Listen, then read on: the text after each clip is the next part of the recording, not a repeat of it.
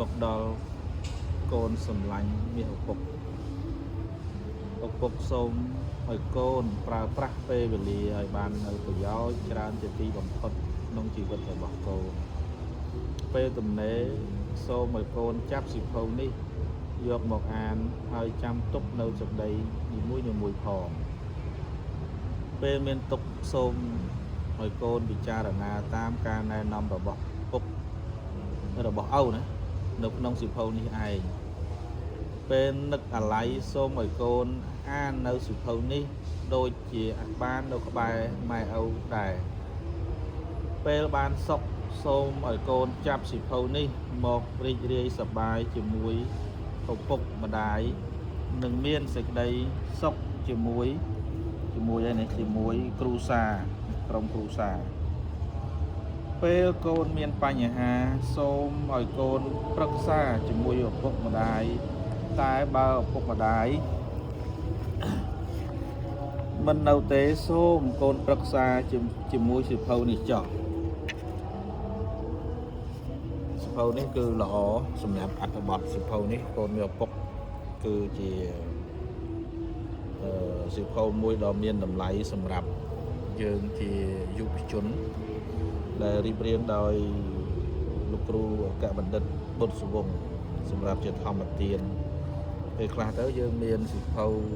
សម្រាប់អានស្រាវជ្រាវយល់ដឹងពីបញ្ហានៅជុំវិញជីវិតរបស់យើងអាចដឹងថាវាទៅផ្លូវណាប៉ុន្តែយើងអត់ដឹងទេពេលខ្លះអ្នកខ្លះគាត់កើតទុកក្រៀមក្រំអញ្ចឹងទៅគាត់ពិបាកទៀតទៅឥឡូវខ្ញុំអានមួយឃ្លាទៀតកូនមាសឪពុកពេលវេលាដែលកន្លងទៅនឹងជីវិតឪដែលបានកន្លងមកនេះជារយៈពេលយូរដែលហើយជីវិតឪបានឆ្លងកាត់រឿងរ៉ាវនៃជីវិតឆ្លងកាត់ព្យុះភ្លៀងនៃបញ្ហារាប់មិនអស់ឆ្លងកាត់សុខទុក្ខនិងឆ្លងកាត់លោកធម៌ផ្សេងទៀតដ៏ច្រើនសន្ធឹកសន្ធាប់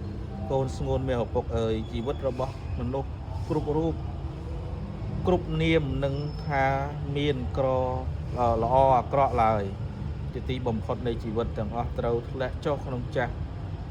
ការឈឺនិងសេចក្តីស្លាប់ជាពិតប្រាកដ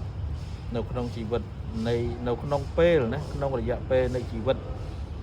ឪដែលបានកន្លងមកនេះឪបានជួបប្រសពនិងបានដឹងរឿងរ៉ាវច្រើននៅក្នុងលោកឪមានពាក្យដែលត្រូវប្រាប់ឲ្យកូនដឹងចូលកូនប្រុងចាំស្ដាប់ជីវិតមនុស្សយើងនៅមានសេចក្តីសុខទៅបានតលតែយកធម៌មកជាកល្យាណមិត្តយកធម៌មកទំនុកបំរុងដល់ចិត្តតាំងទុកក្នុងចិត្តជាអចិន្ត្រៃយ៍ណាជានិច្ចអចិន្ត្រៃយ៍ធម៌ក្នុងទីនេះគឺការបំពេញនៅមុខនេតិនិងភាពត្រឹមត្រូវក្នុងពេលខ្លះសេចក្តីទុក្ខក៏បានមកដល់ជីវិតដើម្បីសាកល្បងយើង